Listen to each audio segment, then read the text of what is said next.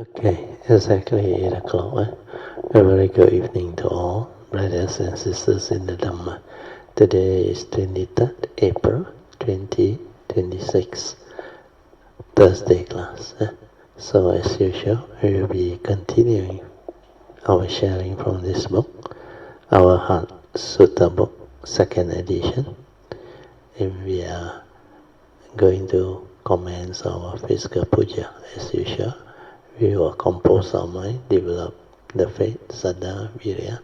Then mindfully we shall commence our puja chanting. Namo 本师释迦牟尼佛。Namo 本师释迦牟尼佛。Namo 本师释迦牟尼佛。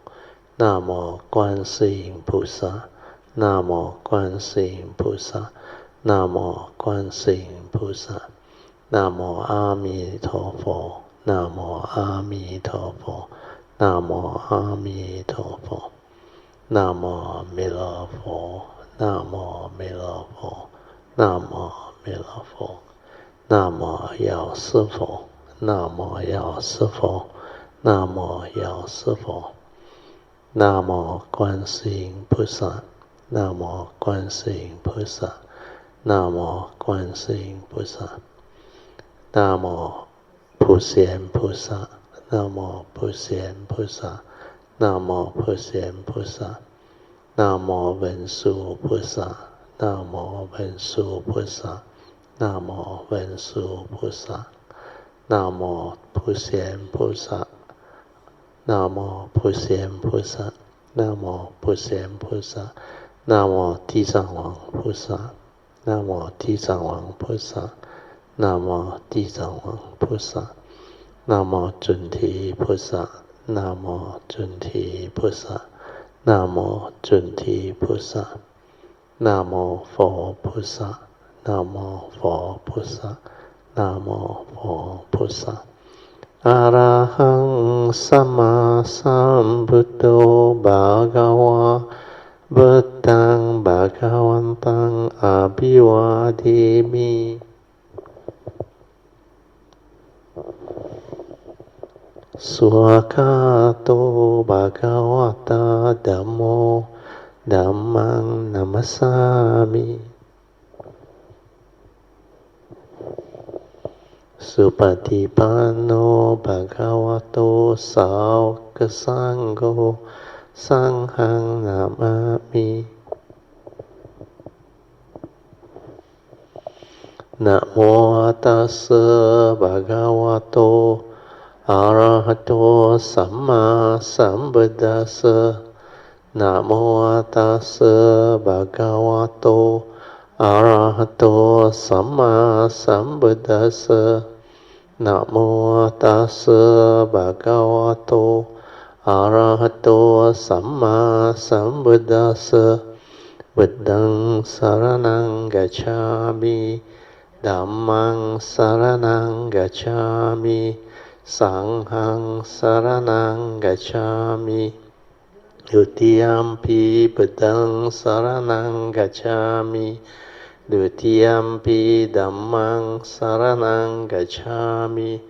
Dutiyampi Sanghang Saranang Gacchāmi. Tatiyampi Buddhaṃ Saranang Gacchāmi. Tatiyampi Dhammang Saranang Gacchāmi. Tatiyampi Sanghang Saranang Gacchāmi. Pānātipātā Veramani Sikkhapadang Samadhiyāmi. Ādinādāna Veramani Sikkhapadang Samadhiyāmi. Kāmesu Micchācārā Veramani Sikkhapadang Samadhiyāmi. Musāvādā Veramani Sikkhapadang Samadhiyāmi. Surameraya Majjapamadatthāna Veramani Sikkhapadang Samadhiyāmi. Sadhu, sadhu, sadhu. Okay, let us pay respect to Pajam. Bedang Pujemi.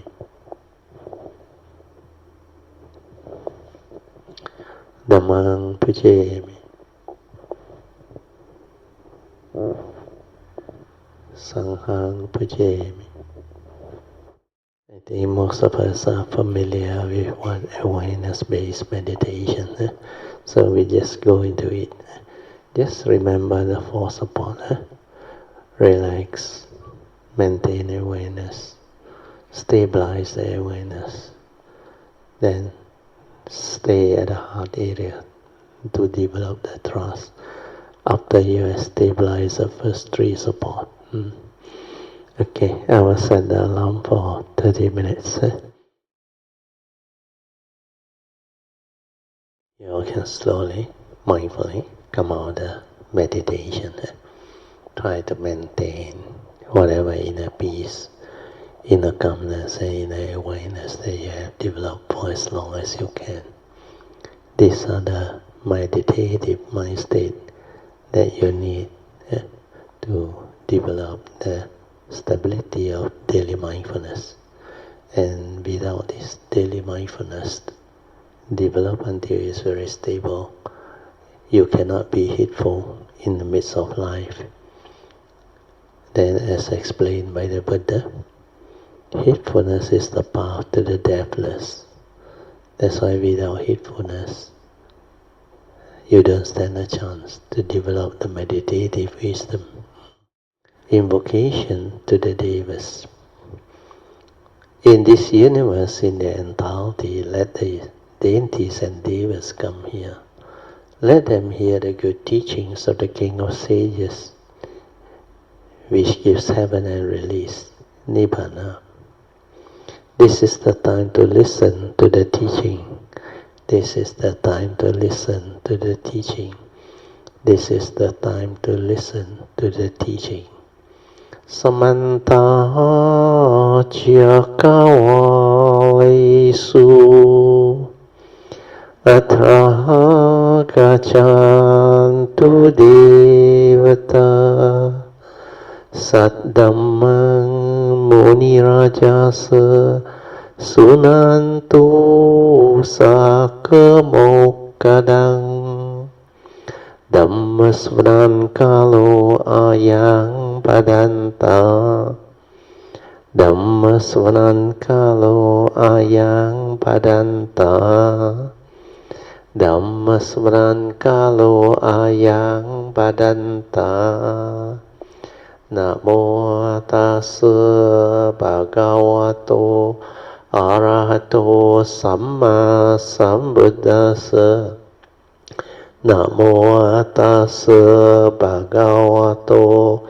Arahato Samma Sambuddhassa Namo Tassa Bhagavato Arahato Samma Sambuddhassa Iti peso bhagava arahang samma sambuddho Vijacharana sampanno sugato lokavidu Anuttaro purisa dhammasarati satta deva manusanang Buddho Bhagavati Swakato Bhagavata Dhammo Sanditiko Akaliko Ehipasiko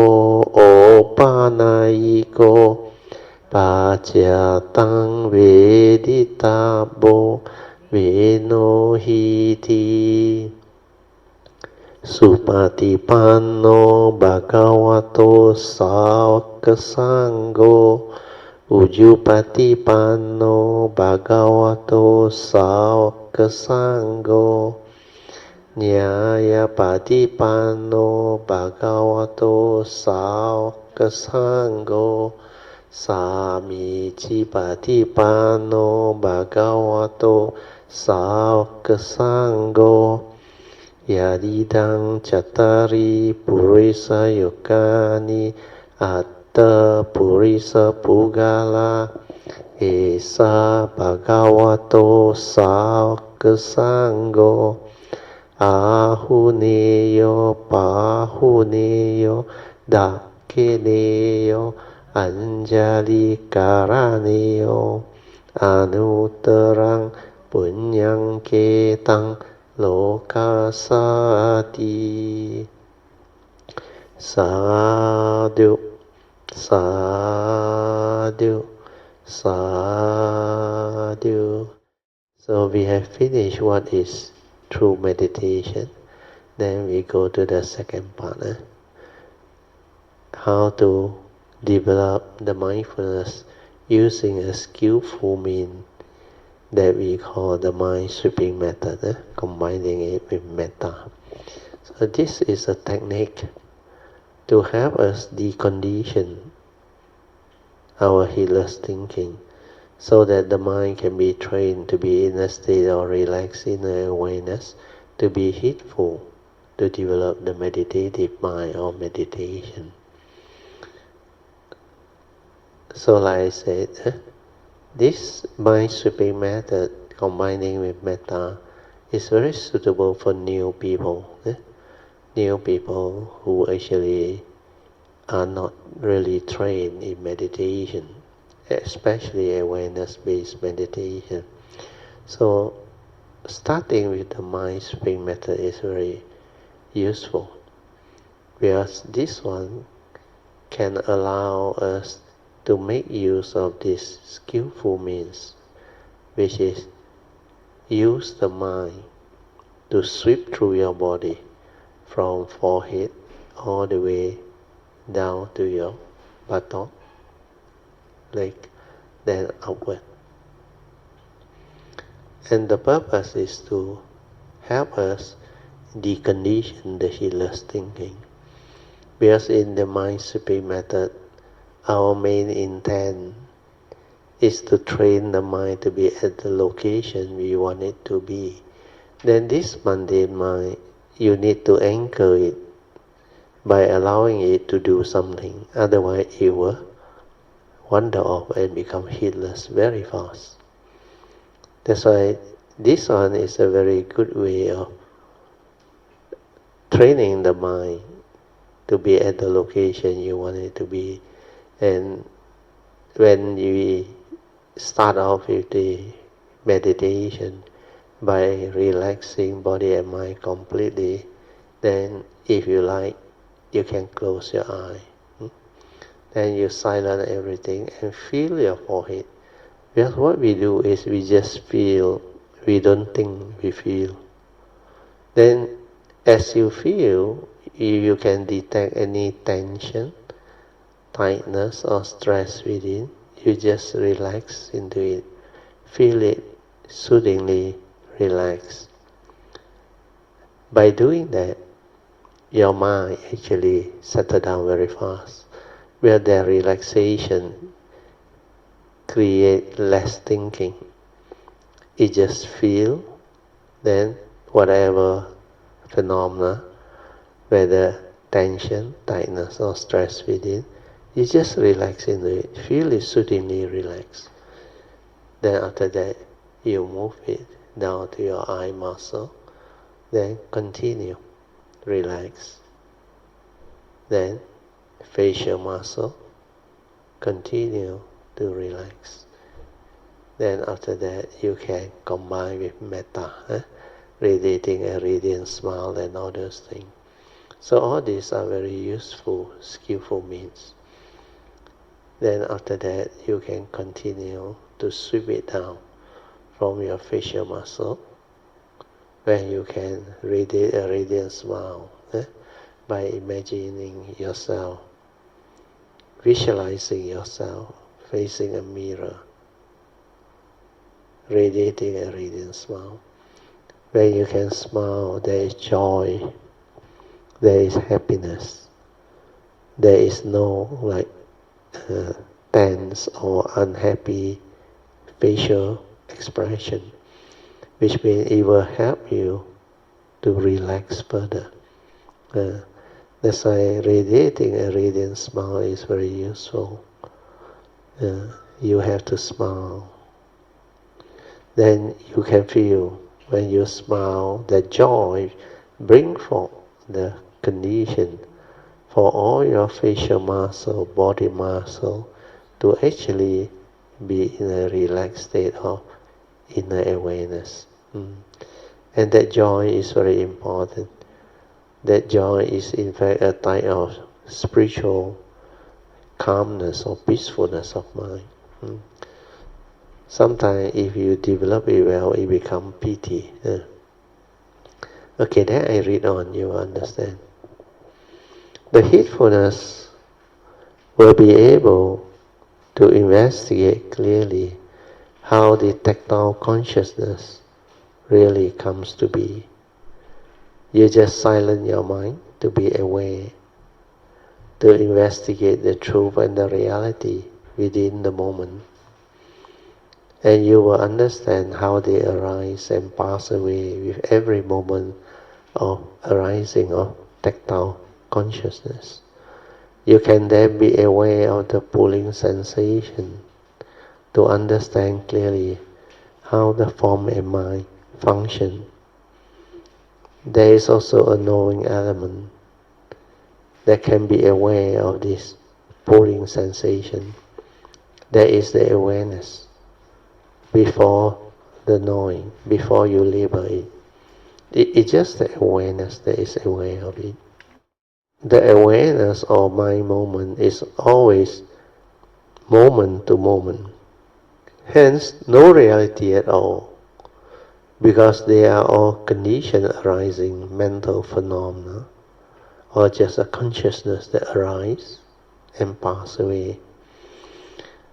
And the reason why, through this silent observation of what is, we will come to realize that everything that we come to be aware of, perceive or know, or create all the thought activity, they always occur within the moment. That's why this mind moment, or what we call moment to moment, arising and passing away of thought phenomena or mental phenomena, it can be awareness or any other thought process. They are very important. If you can just be aware of them, then you realize there is no reality, where everything arises just within the moment. And when you can observe clearly, you will see the co-relationship. Everything is dependent, originating, condition arising. When you perceive it with negativity, through your views, opinion, conditioning and belief system, then your mind stir and react and create certain emotion or certain reaction to sense experience. Sometimes we call it the stirring of the mind. They occur when there is this input of content of consciousness based on our conditioning, our views, opinion, conditioning and belief system, etc. And sometimes it's because of our mental, what they call phobia, insecurity, habitual tendency, and many other negative mind state. And this is how you develop the wisdom. From silent observation of what is within the moment in mindfulness or awareness, allow us to see things as they are. Then when we see clearly, we understand that there is no reality at all, because they are all moment to moment of condition arising mental phenomena and physical phenomena. But due to our own self-delusion, we unknowingly or deludedly grasp and cling onto them. Hence, conditioning our own suffering. Where your own wrong view, wrong understanding, where you fail to see things as they are, to accept the reality of the moment. You don't have the wisdom to comprehend all this. Like the Buddha said, whatever arises, there are causes and conditions, and these causes and conditions are already set. That's why dependent originating, it will go that way. It cannot be otherwise. That's why he said, learn to see things as they are. Whatever arises, there are causes and conditions behind. Means when causes and conditions arise, everything is already set into motion. Condition like that, things will be like that. It cannot be otherwise. You want things your way, which is not nature's phenomenal condition, then you suffer. That's why when you cannot get what you want, when things don't go your way, when your expectations in life are not met, you suffer. And that is the first noble truth, seven reality. So suffering can be understood very easily when you are mindful to observe all this movement. That's why I say you will finally come to understand clearly who are you, what are you, and how you function as a human being, how your mundane mind stir and react to sense experience through your wrong view, mainly conditioned by your wrong view, your wrong understanding of the reality or the truth. Yeah. Then, as we live life, before you become enlightened, you have this tendency of creating habit, or what we call habitual reaction to sense experience, thereby developing what we call the habitual tendency. That's why whenever you see something, hear something, smell something, taste something, tactily feel something, or think of something, or recall through memory, that habitual thinking, reaction and stirring keep on repeating itself. It's like a cocoon of what they call thought and mind activity, repeated through habits. Yeah. This happens because you lack understanding, wisdom, and mindfulness to actually break this. When you have mindfulness and the Dhamma understanding develop, then this habitual tendency, or what we call anusaya, latent tendency, can be rooted out. Unless you have mindfulness, stability of it, and we are training the mind to be aware or mindful, stabilizing it, to see things as they are, to insight into phenomena, to awaken, to develop the wisdom. You cannot develop the initial wisdom to deal with sense experience, where at the moment of sense experience, instead of seeing things as they are, and the Dhamma understanding, which is yoniso manasikara, something else manifests. Ayoniso manasikara means you stir and react to sense experience through delusion, sakayaditi, without wisdom. And you act from memory, your views, your opinion, your conditioning, your belief system. All this, they have been actually so conditioned until you become like very mechanical. Mechanical means people can predict your habitual thinking and reaction. So mechanical means like everything is set in the mechanical formation already. Just like the bicycle or what, you only need to go and move it, then it will perform that mechanical action, even our reflex action or whatever, through our nervous system. They are very mechanical in nature because it is the condition within our physical form. That's why the Buddha always asks us to contemplate this body of ours. It's of the nature to grow old, get sick and die. It goes the way of nature. It's anatta, not you, beyond your control. You cannot command it. Don't get old, don't get sick, don't die. Cannot.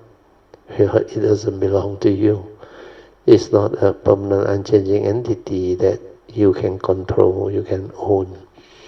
You can determine. Yeah.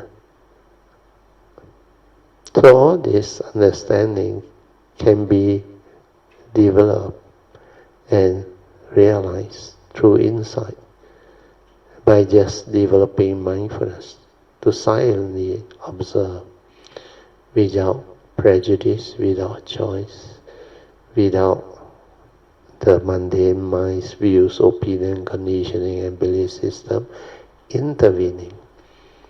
That's why seeing things as they are means not allowing your views, opinion, conditioning or whatever memory to come in and condition you to behave in certain way.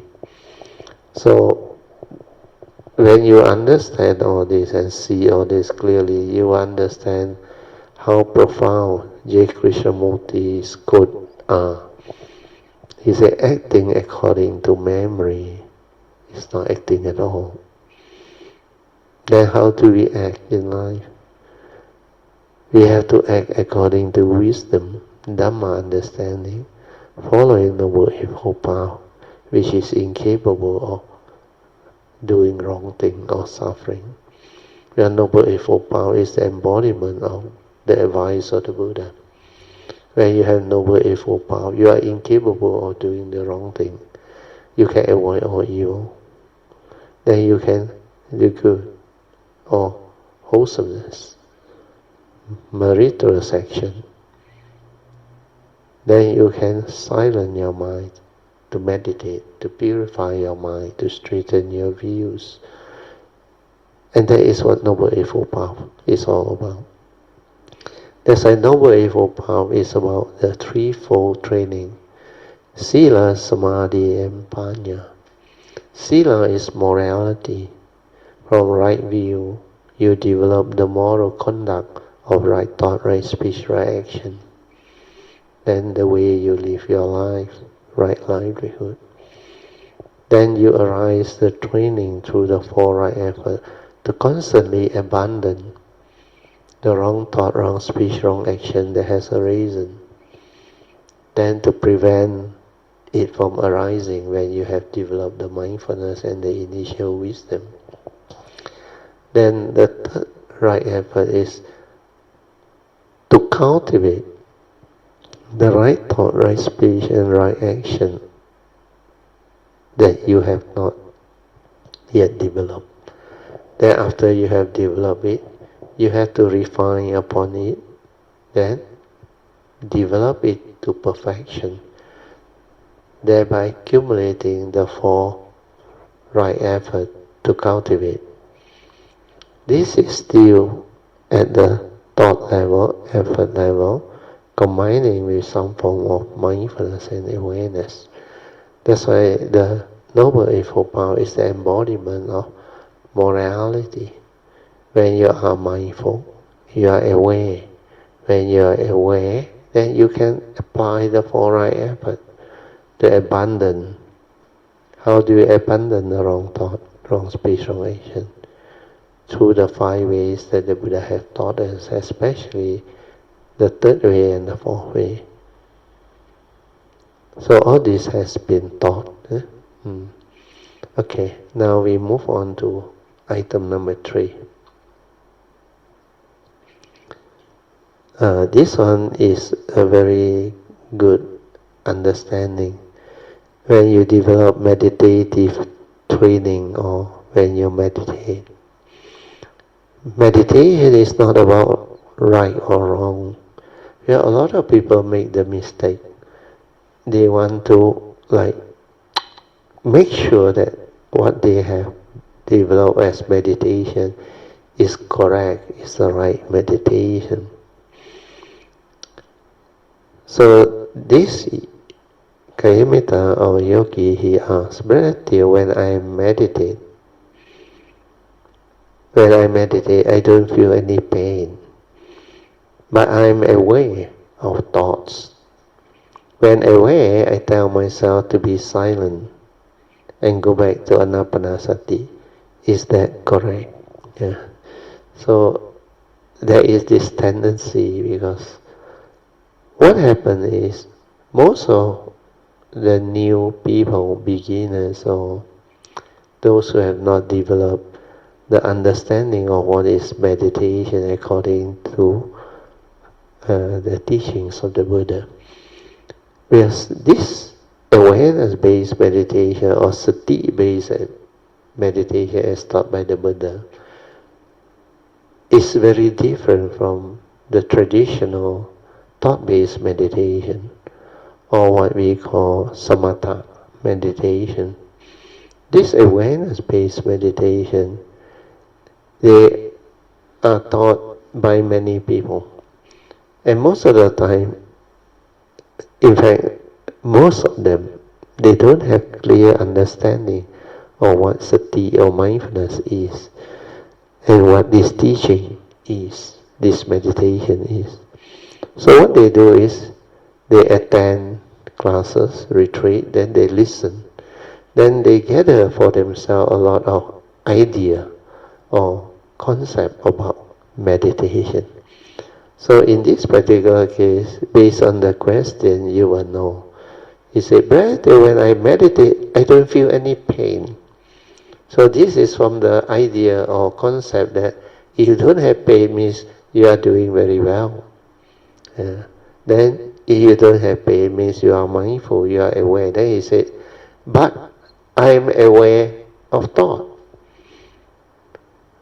So how can your sensation of pain is not there and you are aware of thought? It must be when you are without pain, means you are relaxed, you are mindful. That's why when you are mindful, you can observe. Then you can be aware of thought and other things. But because he hear and listen from all this, then he gather his own idea and concept of what is meditation.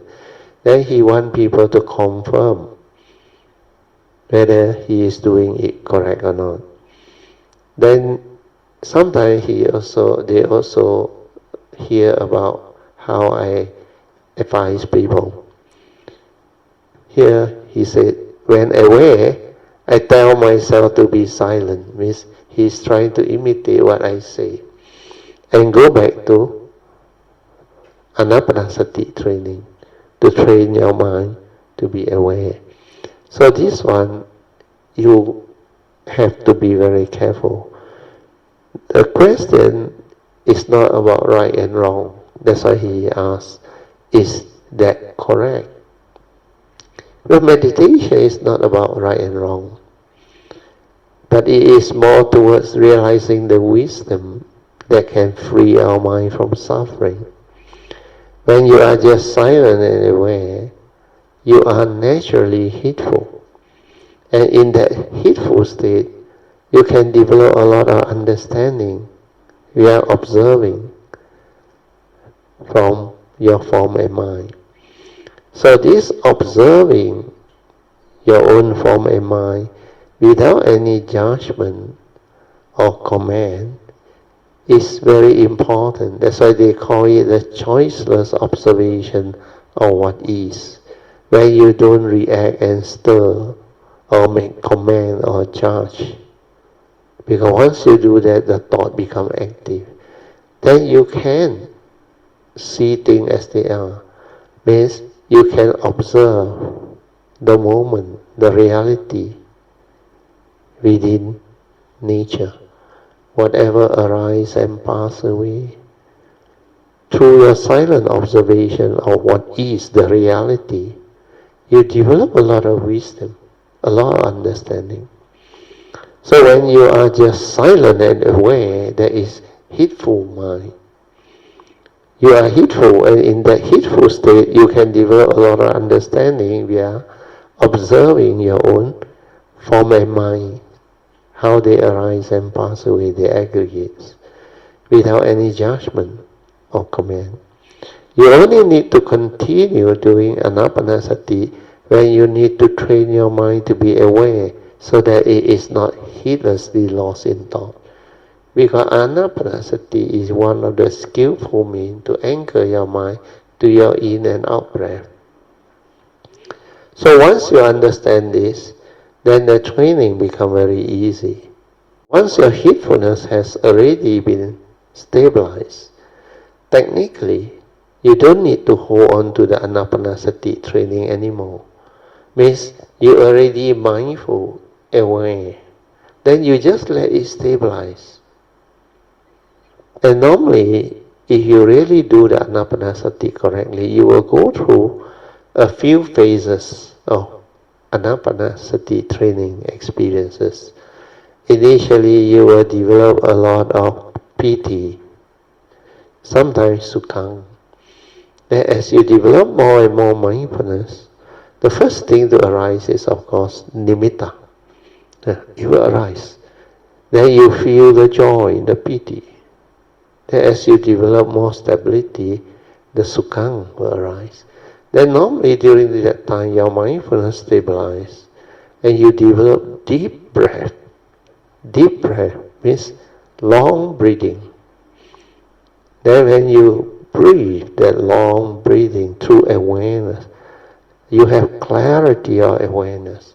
Then during that time, the awareness can make you sensitive and be aware of many things. But most people, when their mind becomes tranquil, peaceful and aware through the anapanasati, they tend to attach to that tranquil, peaceful, calm within, the piti that arises, the sukhang that arises. So because of that, they every time believe that if they are not doing anapanasati, they are not meditating. No, that is the wrong understanding, the wrong concept. Anapanasati is to train your mind initially to be aware, like the first three support. After you are able to be in a state of relaxed awareness, then the awareness needs to be stabilized. So stabilizing it is what the anapanasati training is. You train until you become very skillful, like the Buddha's instruction in the anapanasati. Breathing in, away. Breathing out, away. So you train. Then after that, when you become more skillful, breathing in, tranquilizing the whole bodily formation. You feel it within there. So there is something for your mindfulness or awareness to do. That's why in the Anapanasati Sutta is mentioned very clearly. Then breathing in, experiencing piti, the tranquil state and all those things. So you just develop it. Then you can even radiate the energy out, that whatever good mind state. Breathing in, experiencing what, then breathing out, experiencing what. Everything can be developed. Then as you develop and you become skillful, you realize the long breath can sometimes last quite long. I remember in the early days, sometimes it can be for more than 1 minute. The long breath alone, in breath alone. Then the out breath also same. Then you feel very good because the mindfulness is like continuous. Then you can actually go into absorption during that time. You can shut off your mind. You can try all these things. But after that, allow it to stabilize. Relax into it and continue to allow it to move. Then after you become very skillful over a long period of cultivation, I remember, suddenly the mind becomes very quiet and very still. But you are aware within. And most people got fear, panic, because they don't know what is happening. They thought no more breathing already. No, it's not no more breathing.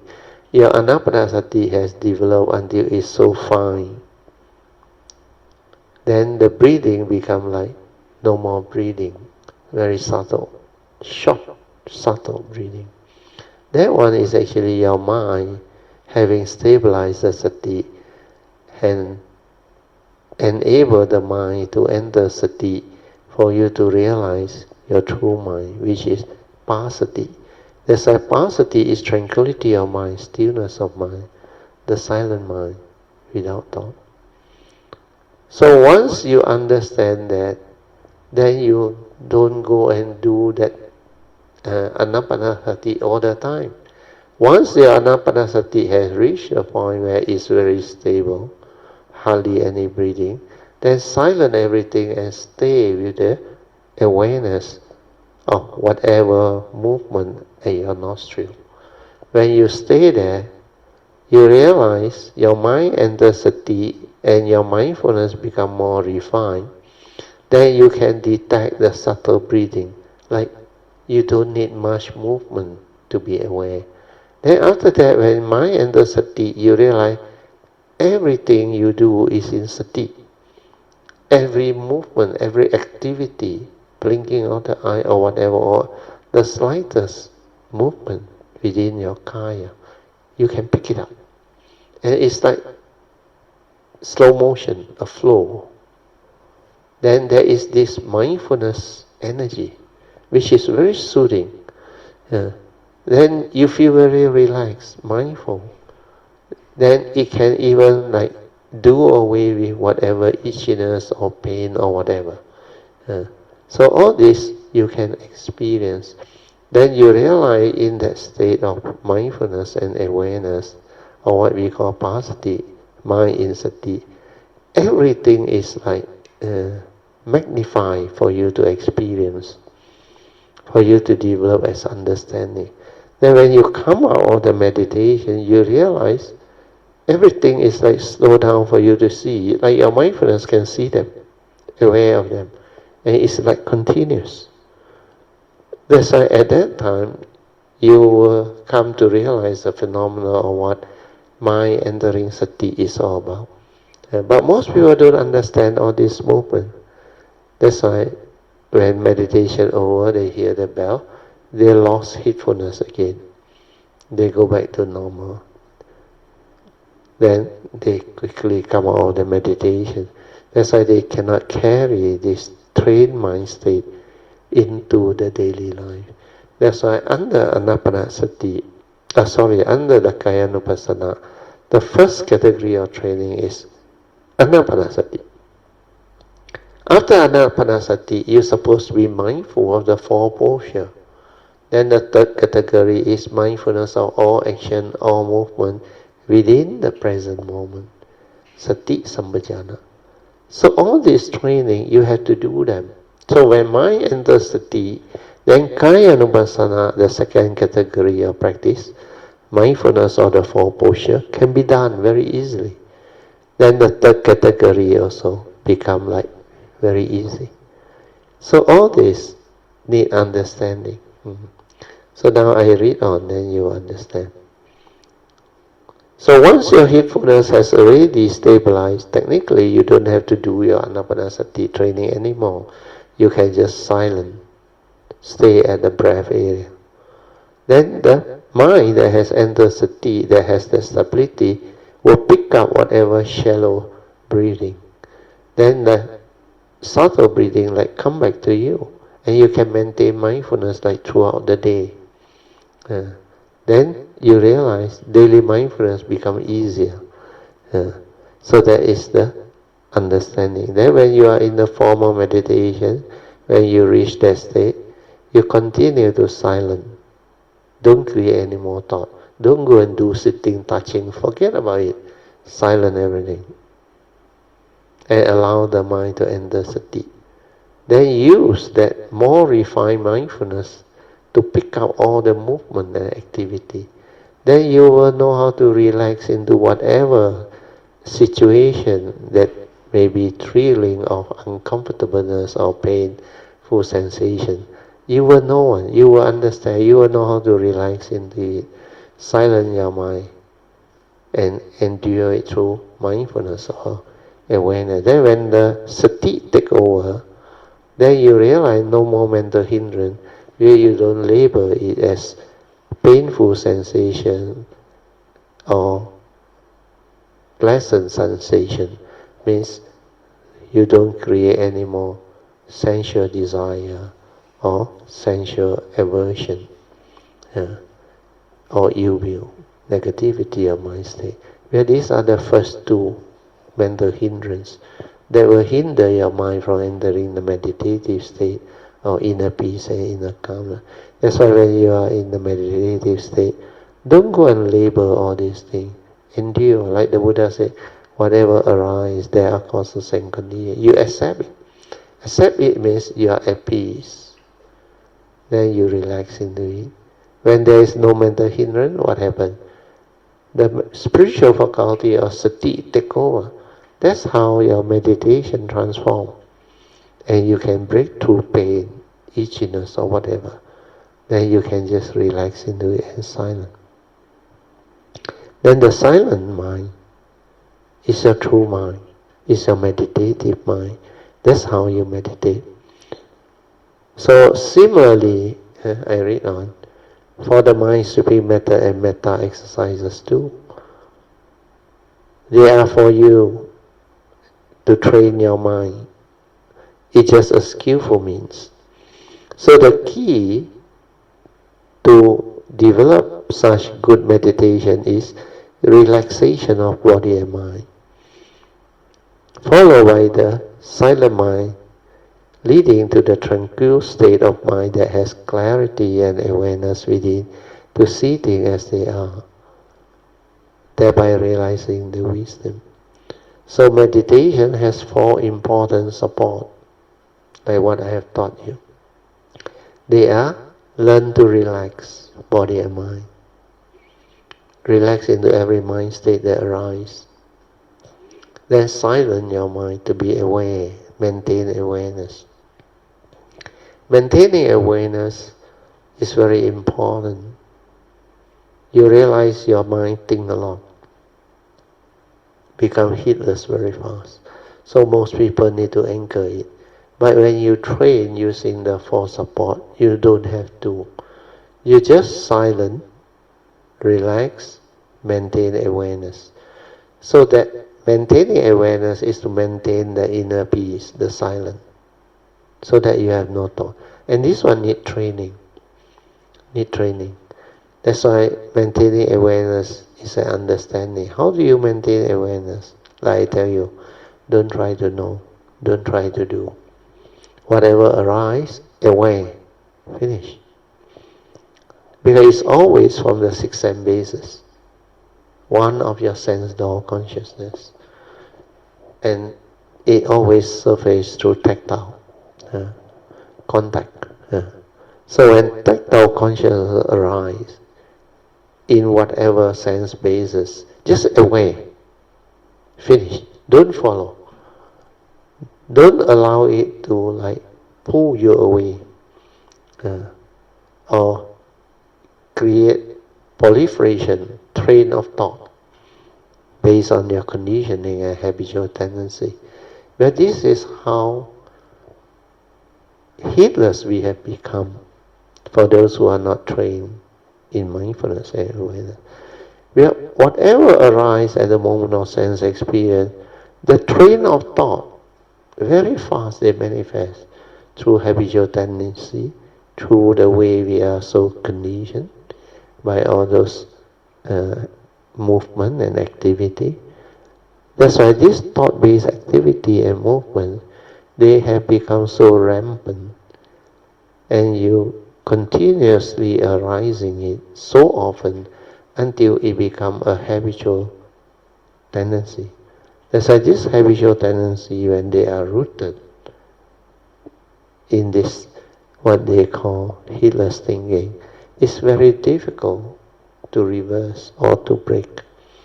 So here what you need to do is relax into every mind state that arises, then maintain the awareness, means the silent mind. Whatever that is away, finish, trigger off. At the most, you allow it to become perception. You perceive, then stop. The thing is just the way it is. Condition are that things really like that. Learn to see things as they are. Accept the reality. Then you can be at peace with the moment. Then you don't have to stir your mind, react to sense experience, blame people, comment, judge, create a heedless rumbling and all those things. No need. Because you are developing the awareness-based meditation. You relax, maintain awareness, then stabilize it. Whatever arises, you just aware and let it finish. Means it's like the mind sweeping method. It's a skillful means to allow you not to create thought activity. Like mind sweeping method, feel, relax. Don't think. Feel, relax. Then this one, aware, relax. No need to think. No need to do anything. Just the thought is very powerful. The thought wants to become the meditator. The thought wants to be the doer. So whenever you try to do or try to know, the thought is active. Who is trying to meditate, to do? The thought. And who is trying to develop all this? It's also the thought. Who try to know? The thought try to know. Without thought, you are tranquil, still. That is your true mind. Sorry. My throat is not so good. Okay, then I come back to the last part. Relax, aware means maintain the stability of mindfulness or awareness. Maintaining awareness will lead to the 24-hour continuity or stability of awareness. Then after you have done the first three, then you can move on to the fourth support, which is trust. Trust your inner nature to develop the meditative understanding and movement. Means stay at the heart. Then allow that nature to detect whatever. You don't try to interfere. Means no thought involved. Just that nature meditate on its own. Then if you know how to stabilize the inner awareness and stay at the heart, then this movement will trigger off the fourth support. Then if you are patient enough, it will finally enable you to detect the gateway to your nature. Then your meditative movement through the awareness nature, the pure awareness nature, become very different. Then that is the higher training. That is to penetrate your inner nature, to develop the clear awareness within and observe all the meditative movement. How all your external yin-yang energy through the gateway become pure energy. It's like melt inside, then soothingly transform into pure energy, and it will move on its own. It knows how to move, to activate whatever that need to activate. And this is the inner movement. No tampering, nothing. Nature's activity and movement.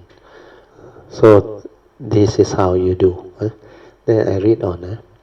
The key to meditation is awareness or sati, which is the first factor of enlightenment.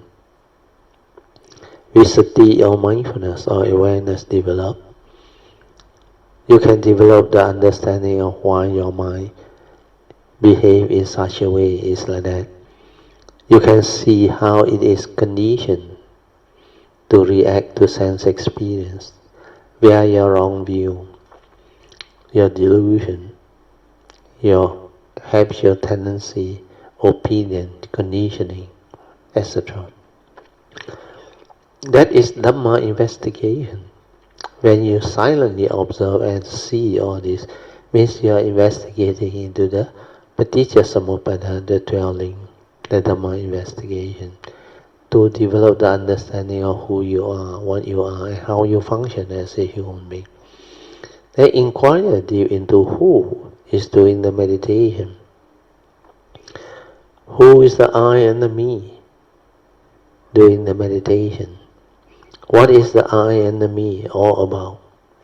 Why did the Buddha say it is Sakkayaditthi or self-delusion? Why are the thoughts so active, judgmental, intrusive? And why can't they just let things be?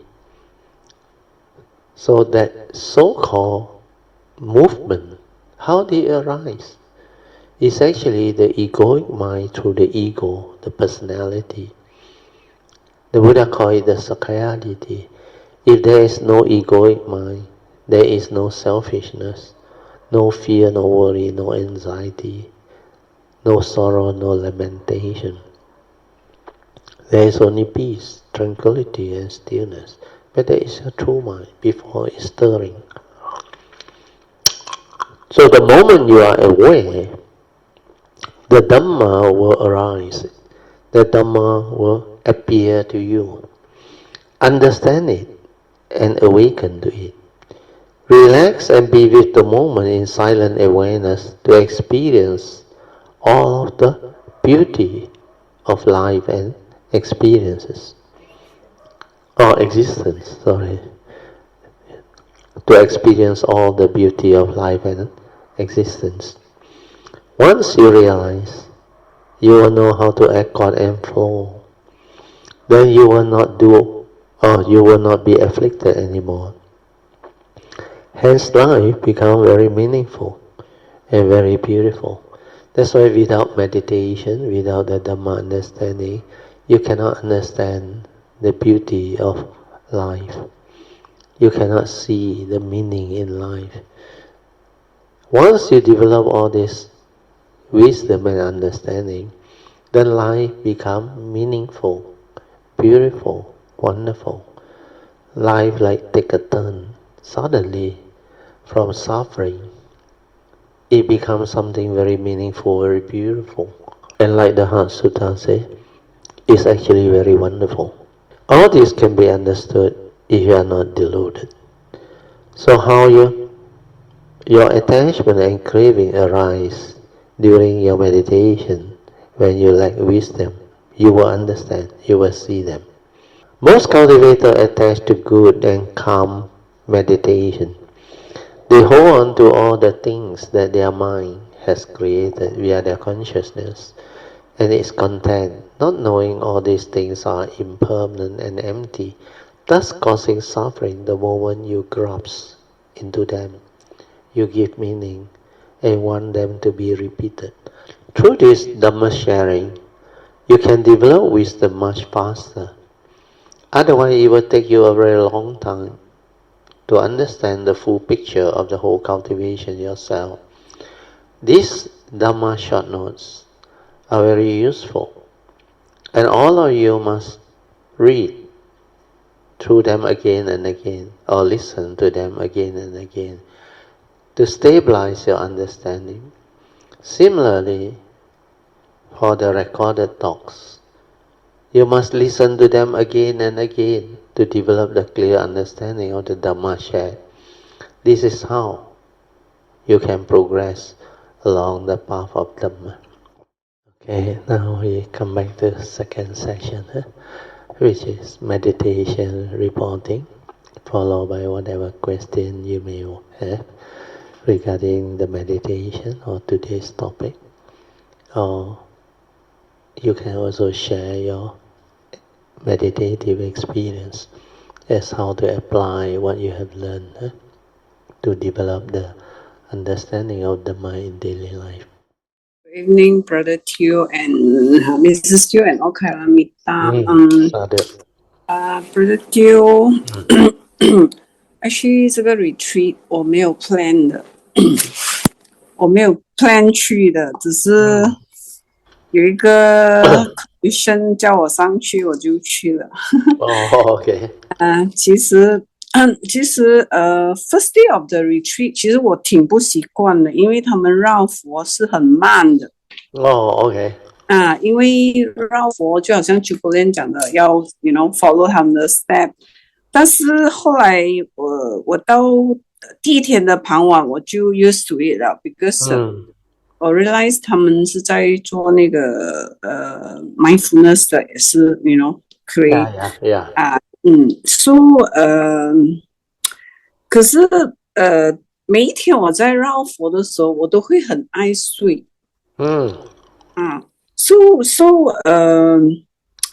我就一直挺着了，好像就好像伯莲讲我 OK 啦，就 continue to 绕佛。但是他们的绕佛一般是整1个小时的，1 whole hour 的哈。So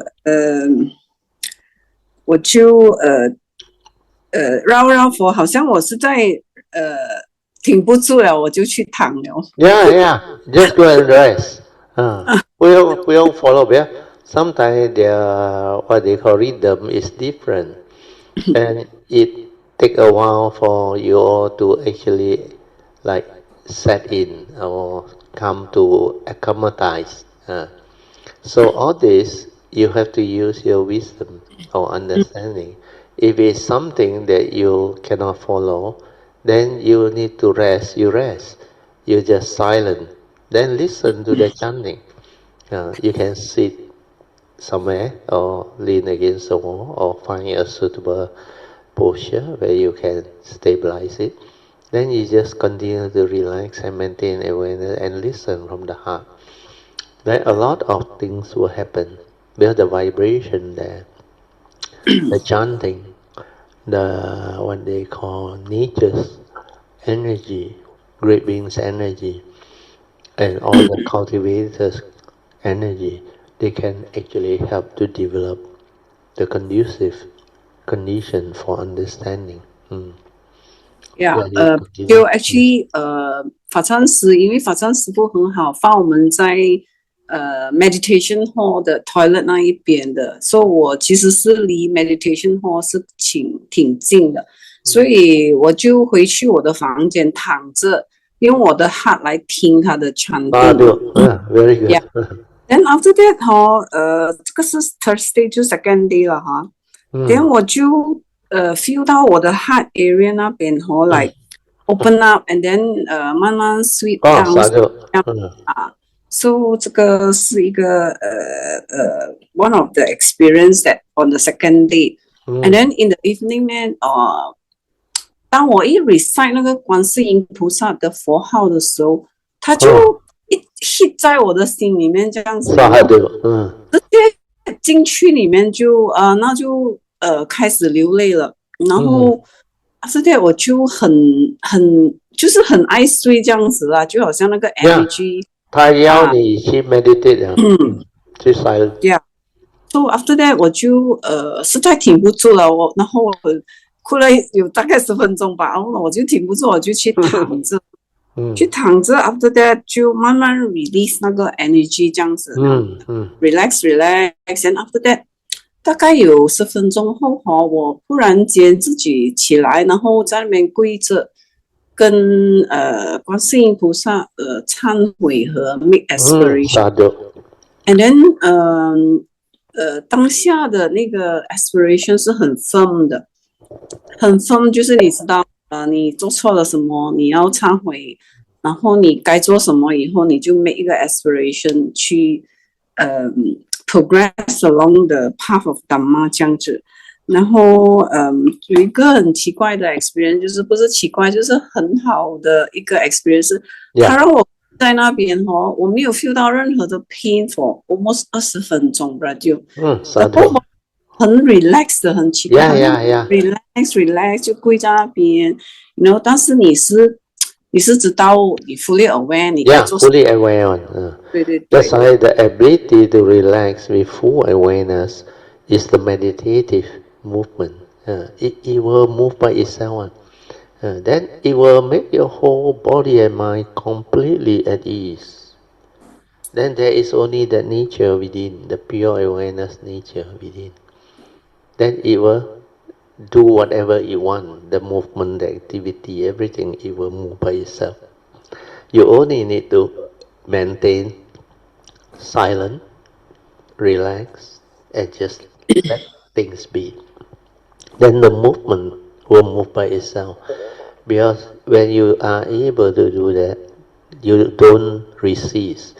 You don't offer any resistance. No resistance means the nature's internal chi, the life force, energy, everything, they will move by it themselves.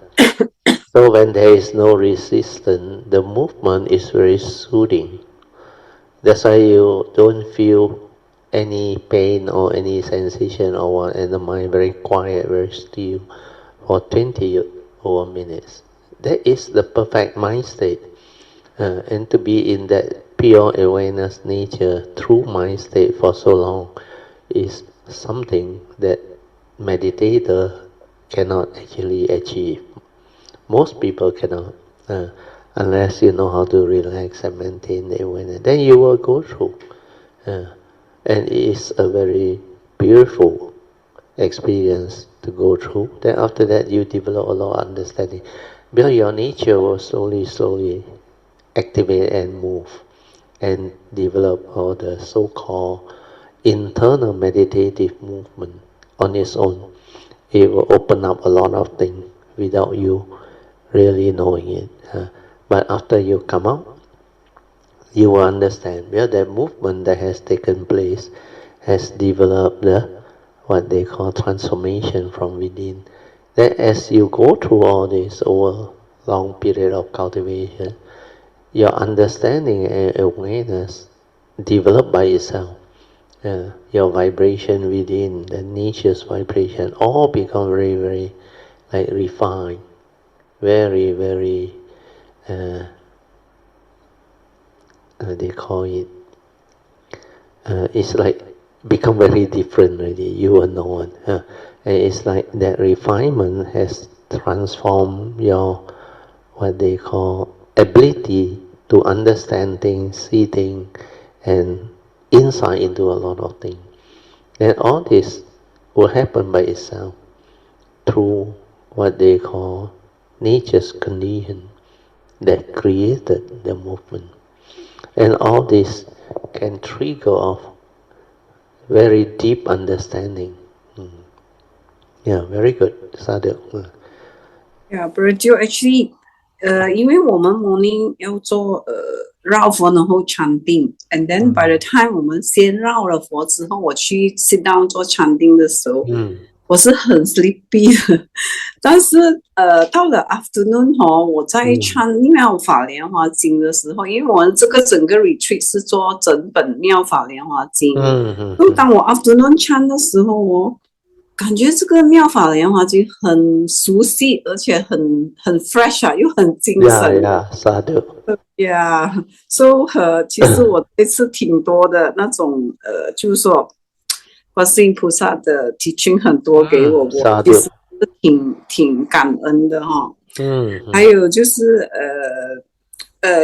有一天，因为我跟宝莲去那个准提菩萨旁边那个西方三圣，我们在那边看，我们就说，诶，到底哪一个是大势至菩萨呀？我们也不懂哪一个是大势至菩萨。我讲我也不懂，因为 to me is like the one who holding 那个莲花就是。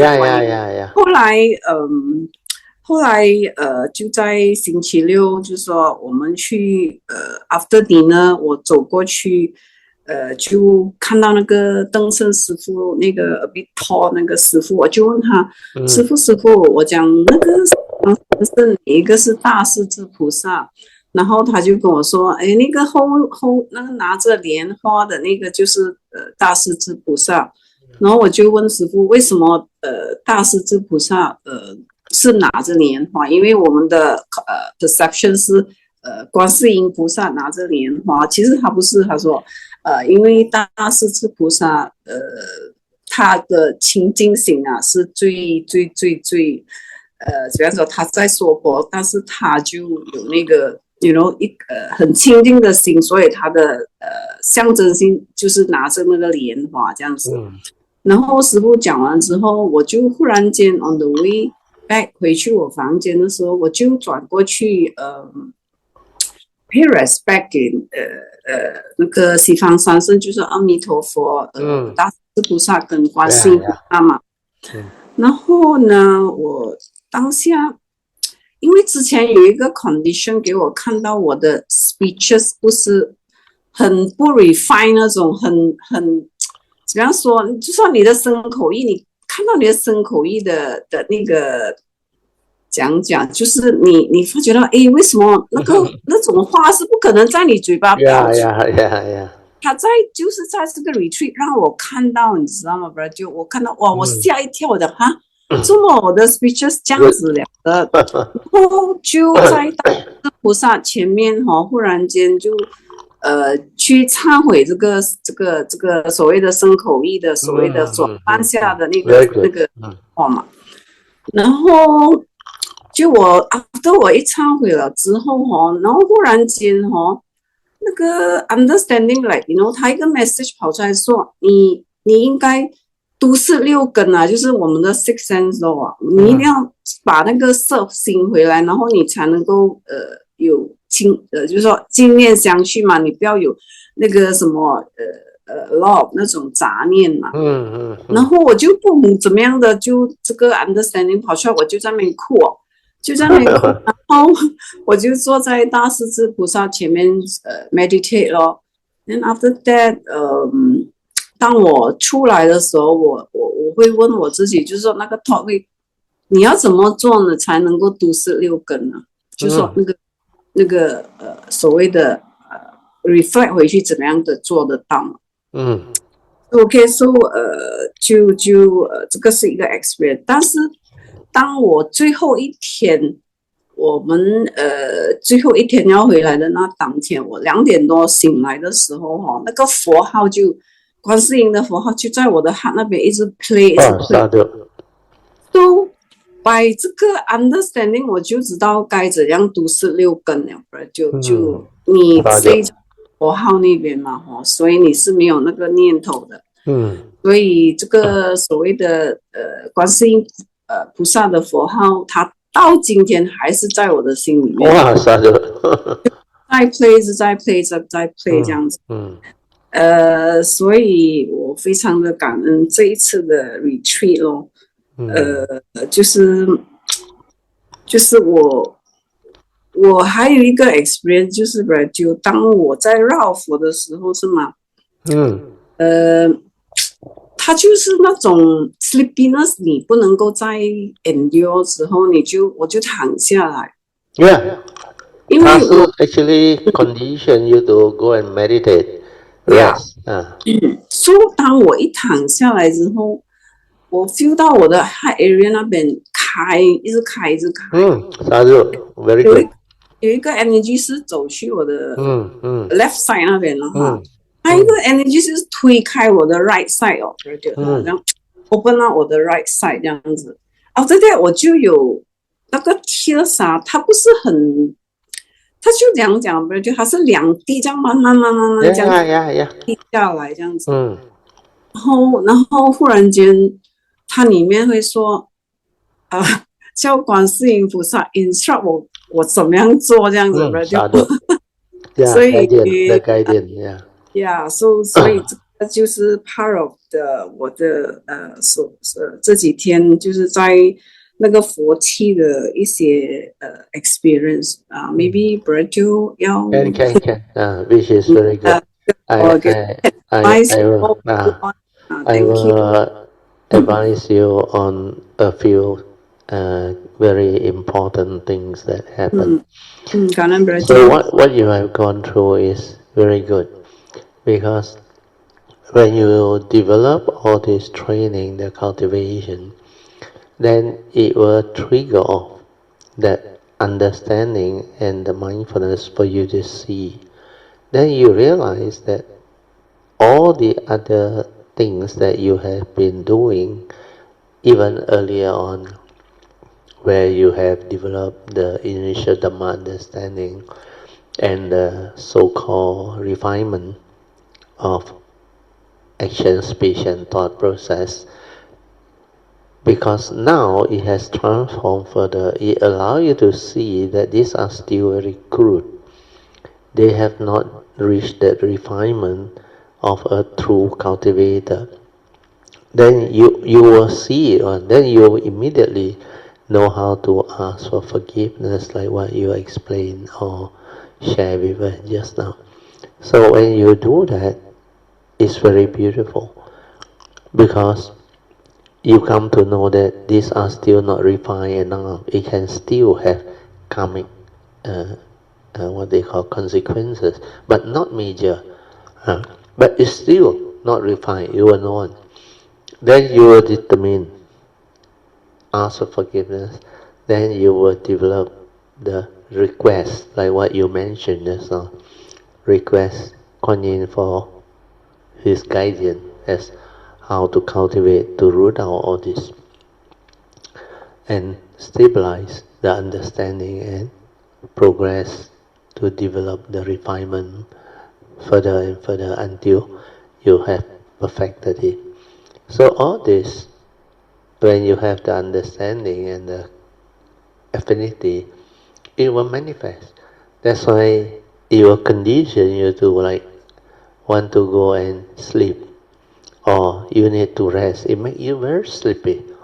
So sometimes in the early day of my cultivation, I remember, for no reason, even while I'm driving, then sometimes when I'm at home, it just makes you want to go and rest.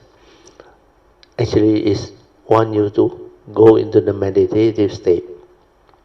Because when you go into your meditative state, means you relax and maintain silent inner awareness. Means no resistance, and you let the nature, whatever nature's energy or anything that is supposed to be there to help you develop the movement by itself. Then it will transform, like you say, it moves deep into your heart area or thing. Then this time the tears like slow to drop. That is a beautiful experience, because this one develops through the understanding that has unfolded inside, deep inside, the compassion or whatever, but it comes in a different manner. So all this is part and parcel of the way of cultivation. So when you go for whatever retreat or special, what they call meditation session, even spiritual trip or what, when you have the causes and conditions to attend all these things, there are reasons why you are there. That's why, as you mentioned just now, you actually don't intend to go, but somebody called and it's meant to be. Then you manage to get Jin Hao, and like Chupulen reported, she was reluctant actually. At first she said no. Then somehow things changed again. Then she was able to go. That's why all this is like meant to be. So when you understand already, you will know how to develop all this so-called meditative understanding more and more, so that in future you can on your own move. But initially, like what happened now, most of you are quite new to the Bodhisattva way, the fourth support. There are a lot of the so-called meditative development that happen and manifest. Most of you all don't have the understanding. That's why you all need the guidance the advice and all those things, which is why this Kayamita, so-called Kayamita ships fellowship and our grouping come into formation. Then the Kayamita force, all this can trigger off causes and conditions for you all to develop the understanding of the practice, the cultivation, and the so-called development of this Bodhisattva way training. It involves a lot of very extensive cultivation and understanding, and it takes a long time. Everyone is different. Everyone cultivates at different pace, with different past causes and conditions, with different affinity with great beings. So all this, when you develop the understanding over a long period of cultivation, especially following the Bodhisattva vow, in the Bodhisattva way, it will transform living being. And it will transform you all as cultivator, so that in future, after maybe this asana, if you are diligent, you have the faith, you persevere, and you adhitthana and develop the vow and the Bodhisattva resolve, all this become a possibility, and in the future when you arise, you become very different. Life after life, every segmented form and mind become very different. Okay? Yeah, Alicia? Yeah, 感恩 Brother Actually, 其实我从 second day 开始，我就是一直处在那个很爱睡的状况。就是每一天，当你绕佛也好，你读书他也好，他都会有一阵子会很爱睡这样子。但是当我很爱睡，我就是因为是师父的道场，所以我只是尽量的配合的去做。Initially, you try your best to accord with whatever that is. But no need to be shy. You need to rest, you will know, you go and rest. You can find a suitable, conducive place where you sit down, or you just lean against the wall, silent, and rest. And you can go back to your room if it's still nearby. You can rest in your room. Brother, 我就是在尝试就说每一个不同的 condition， 我在怎样的去做，去尝试的去experience 的它的经过，然后去 learn from it 嘛。So 有大多数时间，当我知道我不能在什么的时候，我就躺下，或者我坐着他一坐下去他就很快的进入那种settle down very fast 对。而且他一做就是至少20分钟里面你是只是 aware， then after that 有一次是他的头部那边哇整个好像很清凉这样，凉凉的，好像你被浇了一点，对，很舒服很舒服。就是这些所有的 experience， 我觉得是全部是给我去学习的了。对。给我去 go through， 然后去学习 ，so that in future 或者我可以跟别人分享的时候会用得到。所以这个就是我在这一次 Cameron Retreat 所经历和经过的所有的过程，我都一一的把每一天的经过就把它用 short note 把它写下来。我有跟波莲跟秦浩他们讲，你一定要 jot 下来那个 short，so that 你回来你可以 reflect。You can reflect and contemplate into it. Then it will stabilize. Then you will have the condition to trigger all the deeper understanding. But if you don't make a note, you realize sometimes gone means gone. It cannot come back. But if you make a note, then you develop the faith and write it down properly, short note in whatever form that you can understand. Then you go through it after the retreat, it becomes very beautiful. That it will help you to stabilize all the understanding. Then your contemplative wisdom also will become different. That as you recollect, a lot of things that you may not have realized at that time when it happened, when you recollect, it creates the causes and conditions for you to develop new understanding, which are very useful.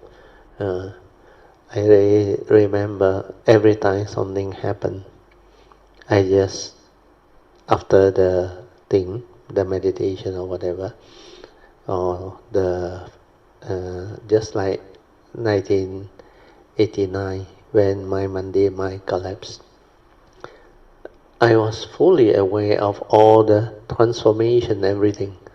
Then it was so amazing. Yeah. That's why I reflected on it, contemplated on it over almost 5 or 7 days. Yeah. Because that transformation was so clear in the, what they call, the manner it happened.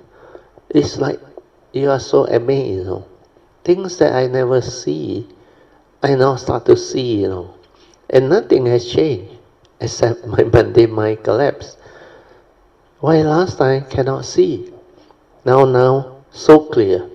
That's why I came out with this wisdom phrase.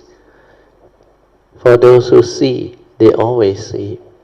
Then I said, truth is everywhere in the midst of life and nature. Why can't you see? Why can't living beings see? And for those who have the ability to see, they always see, because the universal characteristics, which is truth, they are everywhere in the midst of life and nature. All phenomena, these are universal characteristics, they exhibit them. And every moment, every instant, they are so clear. That's why after that, the whole understanding becomes so different that it can link and connect to the vast existence, the whole of the phenomenal world, the whole of the, what they call, nature within the existential world.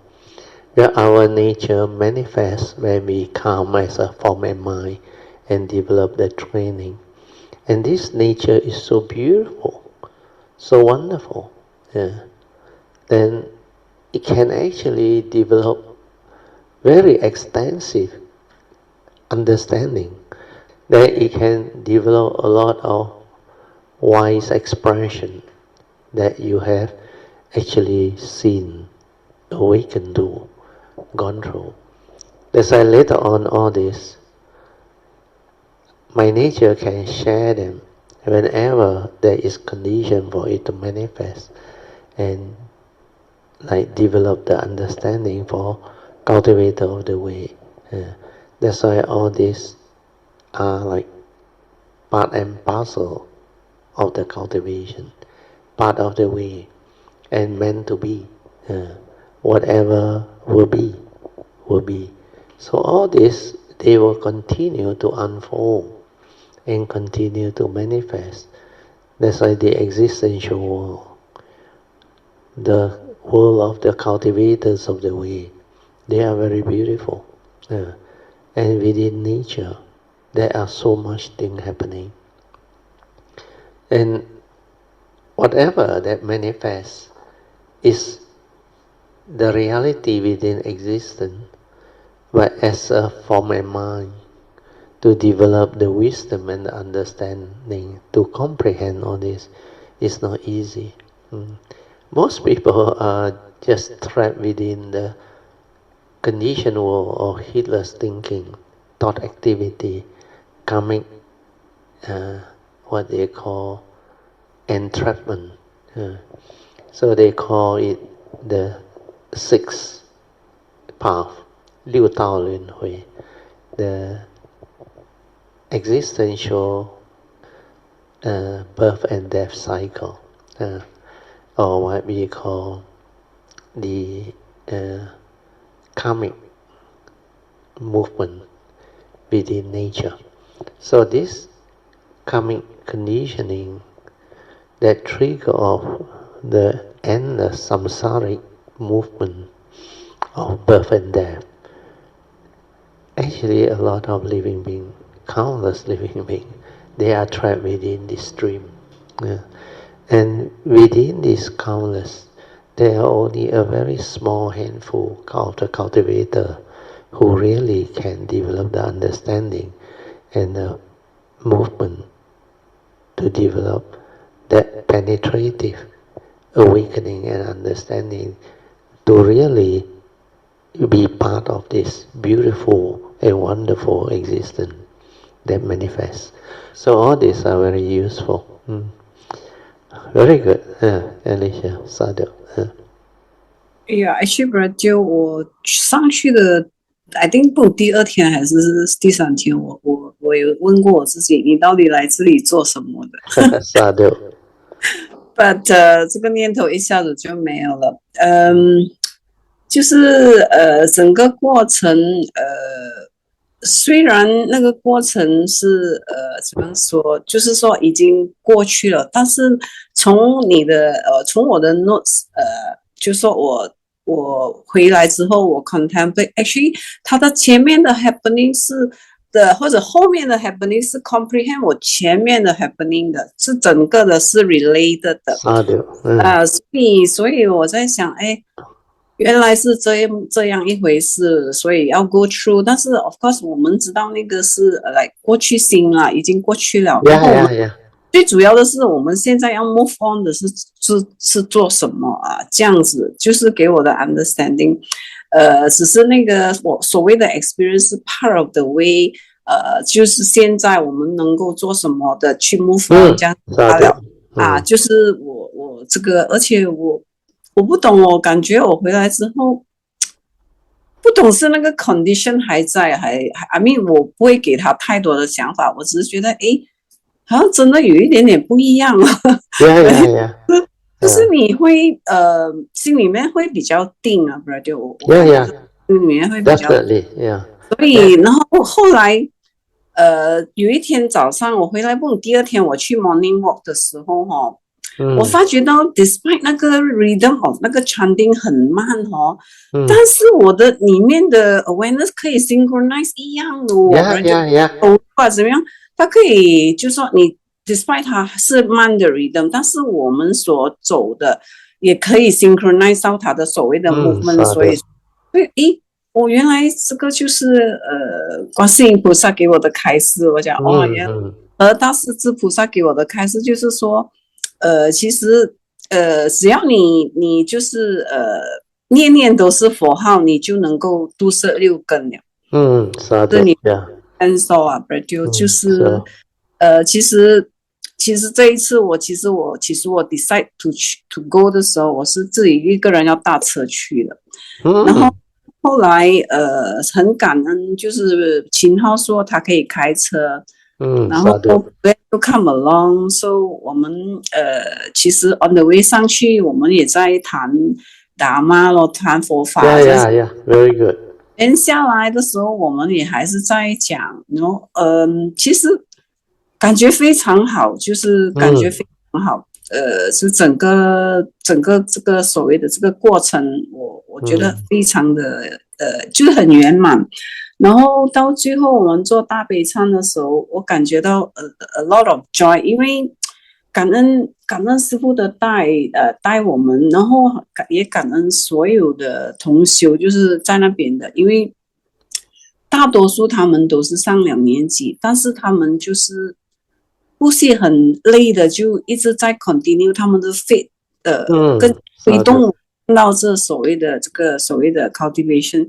更加的有信心的去go on 在这个 but actually 我也是很感动。为什么？因为他们的 chanting 真的是师父带一句，我们的另外一个同修就带一句这样子1个小时 non-stop，我非常佩服他们的那种faith 和毅力去 continue 这个怎么样说，这个是扶持这个杀生啊这样子，所以我回来的时候我也很多的法喜，因为这个 condition 得来真的不容易，但是我也没有给太多的想法，他叫我去我就去了，所以其实可能这个就是可能就是你没有给太多的想法，你可能会有一些想不到的。That's why all these are what we call triple gems Dhamma activities affinity. Because when you help out and have friends and all those things from that temple, then whenever they got some of this Fa Hui or whatever, what they call Chan Siu, they will inform you.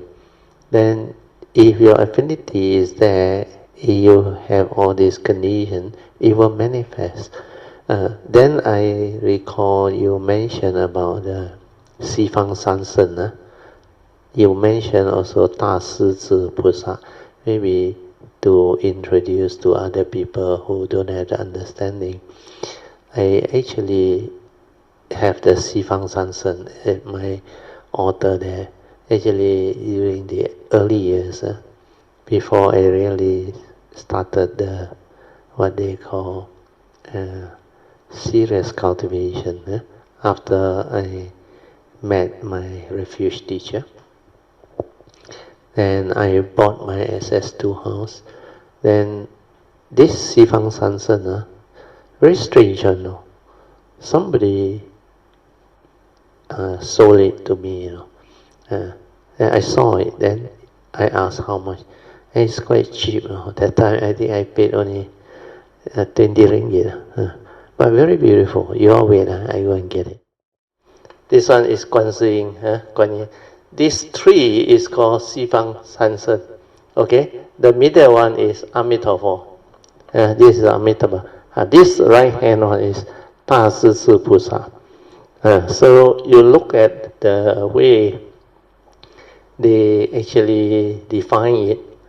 You see the Mandarin word, 大慈大悲为怀 the other one? The other? 普度众生三念 普度众生三念 Then 阿弥陀佛 西方圣洁真净土 then 这个无边皆是言 then 这大势至菩萨聪慧灵光偏布 the other end 逢凶化吉天成 okay. So these are the what they call their special ability as a bodhisattva. I will take a WhatsApp and I will send to the class WhatsApp. Put back.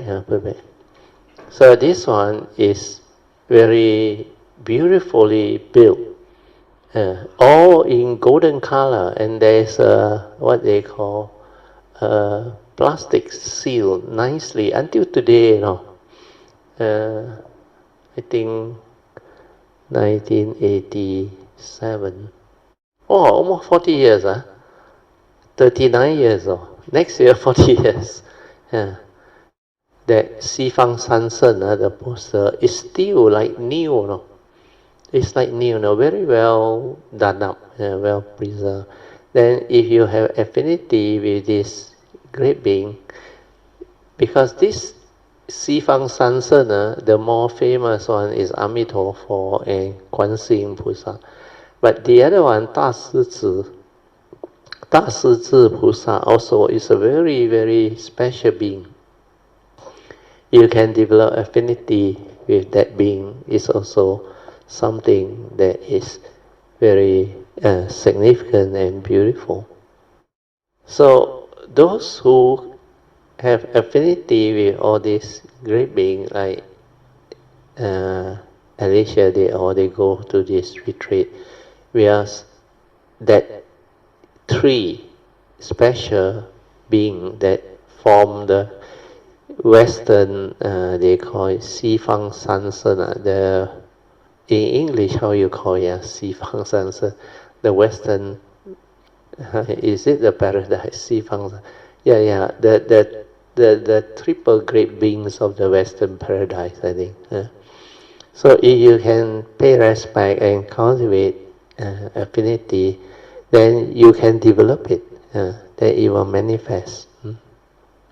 So this is just to share with people who have not developed the understanding of who these triple great beings of the Western paradise are. Those who understand Mandarin, you go and Google, it's all there. Very good, Sadhu, Alicia. Anything else? You can summarize. Actually, Brother, 其实大势至菩萨也是一个很孝顺的孩子，因为师父跟我说，他把他父亲的骨灰顶在他头上的，所以他的头上有一个瓶子的，所以他教我说，上面有一个瓶子的，就是大势至菩萨。就这样。actually, Brother, 感恩金浩，跟感恩宝莲，还有感恩 Brother Dio 一直以来的teaching，我才有这个 condition 是去学习这个佛法。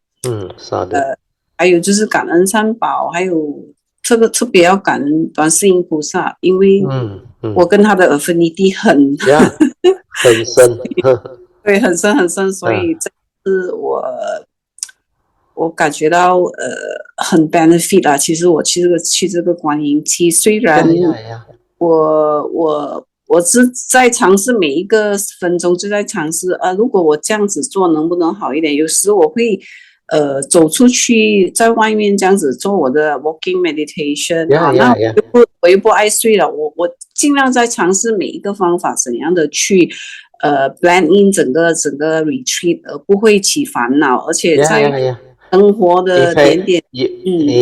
你讲的go out and just have a walk, it's very good. Just relax and have a relaxed walk to outside. At ease, relax. Actually, the whole body and mind become very different. Then you realize, after you have gone through that meditative session or whatever, you come out, if you walk in a very relaxed manner, your whole being sink in one. Your mindfulness, awareness, everything sink in one. And it's like your whole nature and existential nature, they merge into one, the oneness nature. And you feel very at ease. But if you really are like conditioned by the conditioning at that time to go and meditate and lie down, then don't go for a walk. You just go and lie down somewhere. You go for a walk is when you find that you need to take a break, or you need to just go for a walk. Then you take a break, you take a walk. Then after a relaxed walk, even in the normal retreat, you find the meditation, formal meditation, too long and difficult to endure. What I suggest is you just try, relax and just mindfully come out and just go for a walk to the temple, vicinity and outside. Then after that come back. Then you realize when you sit again, you lie down again, you become very different. You settle down very fast. Where your mind don't have the mental hindrance anymore. Because when you go for a relaxed walk, the mental hindrance cease. Your mindfulness will take over. Then your relaxed state, then you realize it's very important to relax and be at ease. That's why I put in the retreat note. Learn to be at ease and relax more and more, and in great harmony with nature. So all these are very good understanding. Okay, very good. Sadhu. Sorry, Brother, last but not least, but 我要这样说，就是我不大会说，就是我们 coming retreat，希望的凯拉米达都 progress and then Sadhu. have a very pleasant retreat. 我感恩阿弥陀佛。Sadhu. Let us rejoice with the good blessing, wishes, and sharing. Sadhu, sadhu, sadhu. Okay, let's share merits, transfer merit, then we end. Akasata cha bhubata devanaga mahindika bunyang tang anumoditwa chirang rakantu loka sasana Itta vata jamehi sampadan punya sampadan sabbe deva anumodantu sabbe sampati siddhya idang menya tinang hotu sukita hontu nyateyo idang menya tinang hotu sukita hontu nyateyo idang menya tinang hotu Sukita hontu nyateyo devo vasadukalena sasa sampati hetu cha vito bhava tu loko cha raja bhava tu dhammiko imina punyang kamina mami bala samagamo satang samagamo hotu yawa nivana patiya Sadhu, sadhu, sadhu. Okay, you all can now pay respect mindfully to Lord Buddha, Guanyin Bodhisattva, and all the worthy ones. Then we end. Sadhu.